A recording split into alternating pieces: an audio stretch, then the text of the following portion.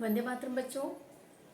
Diary writing का जो topic हमने शुरू किया है उसी का आज अगला पार्ट हम कर रहे हैं। और इसके पहले भी हमने तीन चार पार्ट हम डायरी राइटिंग के कर चुके हैं। और उसमें हमने बेसिक से लेकर 2-3 टॉपिक भी डिस्कस किए हैं और डायरी राइटिंग आपको किस तरह करनी है उसकी हमने चर्चा उन लेक्चर्स में की है। तो जिन बच्चों ने वो वीडियोस नहीं देखे वो जाके पहले वो वीडियोस देखें ताकि आपको बेसिक से इसकी समझ आ जाए, क्योंकि ये एक बहुत ही आसान टॉपिक है। निबंध से भी आसान। निबंध में जो कंटेंट है वो आपको लिखना है, उसी तरह इसमें भी आपको कंटेंट लिखना है, लेकिन उसके अलावा आपको 2-3 चीज़ें ऐसी है जिनको लिख कर आप मार्क्स हासिल कर सकते हैं। तो वो मैंने डिस्कस किया है आगे के लेक्चर्स में, उसको पहले आप जाके देखिए ताकि आपको बेसिक आइडिया आ जाए। शुरू करते हैं आज का लेक्चर डायरी एंट्री में।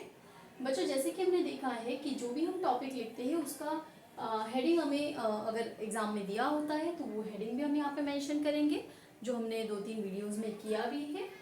ठीक है। और कॉमन जो चीज़ है, सबसे पहले तो मैंने आपको 2-3 चीज़ें बताई है कि आप जो भी ये टॉपिक लिखोगे, आप डायरी जो भी अपनी लिखते हो, तो पहली बात तो आपको ये जो कंटेंट है इसको आपको सब्जेक्ट, V2 और ऑब्जेक्ट सिंपल पास्ट टेंस में लिखना है।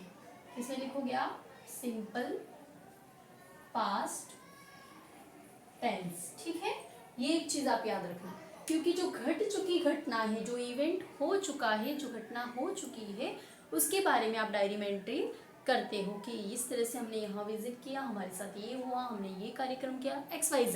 ठीक है, आपके जीवन में जो भी घटना हो चुकी है उसको आप जैसे कि मान लीजिए दिन भर में आपके साथ जो जो हुआ, आपने जो जो किया, उन सारी बातों को आप रात को बैठकर लिखते हो। तो ऑलरेडी वो घटना हो चुकी होती है, इसलिए हम सिंपल पास्ट का इस्तेमाल करते हैं। उसके अलावा ये एक रूल्स आपको याद रखना है। उसके अलावा जैसे कि मैंने आपको बताया है कि आप लिखोगे डेट, डे एंड टाइम। ये 3 चीज़ें आपको मेंशन करनी है, क्योंकि कोई भी घटना होती है वो किसी ना किसी दिन हुई होती है और किसी न किसी समय पे हुई होती है। तो आप डेट लिखोगे, डे लिखोगे और टाइम लिखोगे। ठीक है, तो इस तरह से हमने मेंशन किया। मान लीजिए कि भाई आज के दिन हम रात को डायरी लिखने बैठ रहे हैं, तो आज के पूरे दिन में हम जो घटना हुई है वो लिख रहे हैं। तो आज की तारीख हम लिखेंगे, जैसे कि मान लीजिए हमने लिखा 26 नवंबर 2020 थर्सडे का दिन, और डायरी हम रात को लिखते हैं। मैंने आपको कहा कि दिन भर जो घटना हुई उसको हम रात को लिखने बैठेंगे, सुबह तो लिखोगे नहीं आप घटना होने से पहले। ठीक है, तो पूरे दिन की घटनाएं हम रात को लिखते हैं, अपनी डायरी में एंट्री करते हैं, इसलिए रात का ही टाइम हमारे हर एक टॉपिक पर आता है। 8:30, 8, 9, 10 जो भी आप अपने अकॉर्डिंग डायरी लिखने बैठो उस समय को आप वहाँ मेंशन करते हो। तो जैसे कि हमने यहाँ पे लिखा 10 PM, रात को 10 बजे। ठीक है, फिर शुरू करते हैं हम अपना टॉपिक।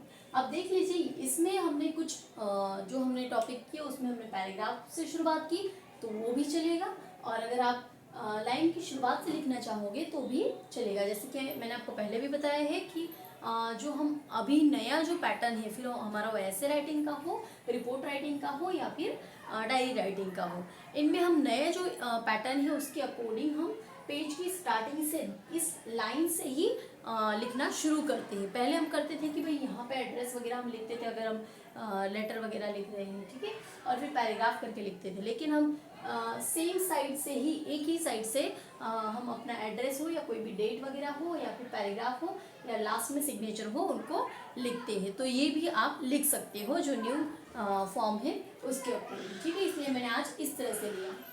तो जैसे कि हमने यहाँ पे टॉपिक लिखा है it was the best day. आज के दिन का हमने रूटीन पे लिखा है। जैसे हमने एक वीडियो में लिया था दिवाली वैकेशन पे, फिर एक पे हमने एक ग्रैनी और ग्रैंडपा को जैसे लाने गए थे तो हमारा कोई एक इंसिडेंट याद आ गया, ठीक है, जयपुर वाला, वो एक लिया था। तो आज हमने लिया है डेली रूटीन वाला कि भाई आज के पूरे दिन हमने क्या किया, कैसे किया, उस पर हम रात को लिखते हैं। तो कैसे होगा, it was the best day today. देखिए, भूतकाल का इस्तेमाल किया है, ठीक है, पास्ट टेंस का इस्तेमाल किया है कि भाई आज का दिन था, टुडे, आज का दिन, लेकिन दिन गुजर गया, उसके बाद रात को लिख रहे हैं, इसलिए पास्ट टेंस का इस्तेमाल हुआ है। It was the best day today, आज का दिन बहुत ही अच्छा था। I woke up late in the morning because on every Sunday I wake up late। देखिए यहाँ पे woke up लिया है, यहाँ पे wake up लिया है। ये क्यों? क्योंकि यहाँ पे हमने कहा कि भाई मैं सुबह लेट उठी थी या लेट उठा था। क्यों? क्योंकि मैं हर संडे लेट उठती हूँ। यहाँ पे रेगुलर वाली घटना आ गई, इसलिए वेक अप। यहाँ पे हम सुबह की बात बता रहे कि आज मैं लेट उठा था या उठी थी, इसलिए वॉक अप पास्ट टेंस। लेकिन यहाँ पे हम कि भाई हर संडे में रेगुलर लेट ही उठती हूँ, तो यहाँ पे फर्स्ट फॉर्म का इस्तेमाल, क्योंकि वो रोज हमेशा होने वाली घटना है, ठीक है, इसलिए यहाँ पे प्रेजेंट टेंस का इस्तेमाल किया। I help my father in his work, फिर मैंने अपने पापा को उनके काम में मदद की थी, हेल्प, ठीक है, भूतकाल का इस्तेमाल किया है। I read today's newspaper with my father by having a cup of T in the morning, ठीक है। फिर सुबह पापा के साथ बैठ के चाय पीते पीते हमने आज का न्यूज़पेपर पढ़ा था, ठीक है। और न्यूज़पेपर में जैसे कि भाई कोई ना कोई पॉलिटिकल इश्यूज दिए होते, कोई ना कोई जो करंट की जो घटनाएं होती है उनके बारे में लिखा होता है, तो उनके बारे में हम कॉमनली डिस्कस करते हैं कि भाई इस तरह से देखो ये लेख आया है, ये इस आर्टिकल में इस तरह से लिखा है, यहाँ ये हुआ, उस जगह वो हुआ, तो इस देश में ये चल रहा है, हमारे देश में इस राज्य में ये चल रहा है, कोई भी जो पॉलिटिकल हो या फिर करंट इश्यूज उनके बारे में डिस्कशन होता है। तो सेम चीज़ हम यहाँ पे मेंशन कर सकते हैं कि भाई पापा के साथ बैठकर हमने न्यूज़पेपर पढ़ा, तो उसके बाद फिर हमने करंट इश्यूज पे डिस्कस भी किया, तो हमने लिया है we both discuss on current political issues. फिर आज हमने पॉलिटिकल इश्यूज जो है राजनीतिक जो राजनीतिक जो भी घटनाएं हैं या फिर जो भी मुद्दे हैं उन पर हमने बातचीत की। Today I went one of my uncles home, फिर आज मैं अपने एक अंकल के घर गया था या घर गई थी। आई वेंट इन नून, नून यहाँ पे आफ्टरनून को हम नून कहते हैं, ठीक है। दोपहर को हम गए थे विथ माई सिस्टर, मैं अपनी सिस्टर के साथ दोपहर को गई थी या गया था, आप लिख सकते हो। We enjoyed there with our cousins, वहाँ पे हमने अपने कजिन्स जो है हमारे जो भाई बहन हैं, ठीक है, उनके साथ बहुत ही इंजॉय किया, बहुत मज़ा किया। One of my cousins, Mohit, he lives in Delhi, also was there. One of my cousins, मेरे cousins जो है सारे, उनमें से एक जिसका नाम है मोहित, आप यहाँ अपने कजिन का नाम लिख सकते हो। He lives in Delhi, जो कहाँ रहता है, दिल्ली में रहता है। Also was there, वो भी वहाँ पर था। He is such a funny boy, वो एक बहुत ही मज़ेदार लड़का है। अब ये जो है मज़ेदार लड़का है वो हमेशा से ही मज़ेदार है और अभी भी है, इसलिए यहाँ पे प्रेजेंट का इस्तेमाल हुआ, ठीक है। लेकिन यहाँ पे वो वहाँ पर था, तो वो सुबह की घटना बता रहा है, इसलिए यहाँ पे पास्ट का इस्तेमाल है। Who always cuts joke, वो एक मज़ेदार लड़का है जो हमेशा जोक्स करता रहता है।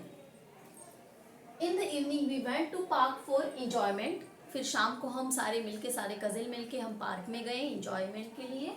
वी एट पानी पूरी एंड आइसक्रीम, हमने वहाँ पर पानी पूरी खाई, आइसक्रीम खाई। फिर आप अपने तरीके से लिख सकते हो आपने क्या खाया, ठीक है, आप वहाँ पे मेंशन कर सकते हो। We took selfie at park, it was very nice day, फिर हमने वहाँ पर सेल्फी ली, फोटोज़ लिए, फ़ोटो क्लिक की, ये आप लिख सकते हो। और आपने अगर कुछ और देखा हो, आप किसी राइड में बैठे हो, अगर वहाँ पर अगर कुछ हो तो आप वो लिख सकते हो, ठीक है। फिर आपने रिवर साइड विजिट किया हो तो वो लिख सकते हो। फिर आपने और कुछ वहाँ पे खरीदारी की हो तो वो लिख सकते हो। आप अपने तरीके से यहाँ पे चीज़ें मेंशन कर सकते हो और लास्ट में लिख सकते हो कि भाई ये दिन जो था बहुत ही अच्छा था। तो इस तरह से हमने अपने पूरे दिन के बारे में लिखा, ठीक है। और फिर लास्ट में हम लिखते हैं नाम अपना, ठीक है, XYZ लिखा है मैंने, यहाँ पे आप अपना नाम लिख सकते हो।